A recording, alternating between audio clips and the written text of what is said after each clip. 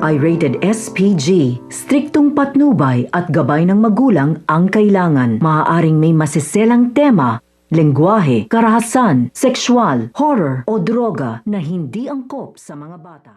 Nagkaroon na nga sana ng magandang plano itong mga kapulisan sa pakikipag-usap nga kay Hazel tungkol sa hinihiling nga nito na 6 na milyon, pati na nga rin ang helicopter na kanyang hinihingi. Ngunit dahil na nga rin sa dumating na ngang tauhan nga nito, narinig nga nito ni Hazel na niloloko nga lang siya ng mga ito. Kaya mas lalong tumindi nga ang kaganapan na kung saan nga nagkaroon na naman nga ng labanan ito nga si Velma at ito nga si Hazel na kinaroroonan nga nito. Kaya naman dahil dito, isa na nga lang kanilang naiisip na paraan upang sa gayon nga ay cover nga itong ngang si Velma mula nga kay Hazel. Kaya naman ito na ngang si Manuel ang kanilang huling alas na makausap itong si Hazel upang maging maayos na ang lahat.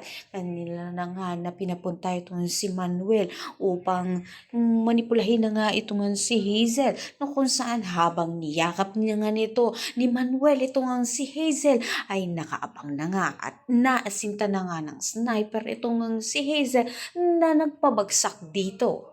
Kaya naman pakatutukan natin dito ang uling saglit nga nito ni Hazel na kung saan nga ay ito na nga ang katapusan kaya nito at magiging happy ending na nga ito nga sila Manuel at ito nga si Velma. Ang lahat ng yan abangan natin. Maraming salamat sa inyo.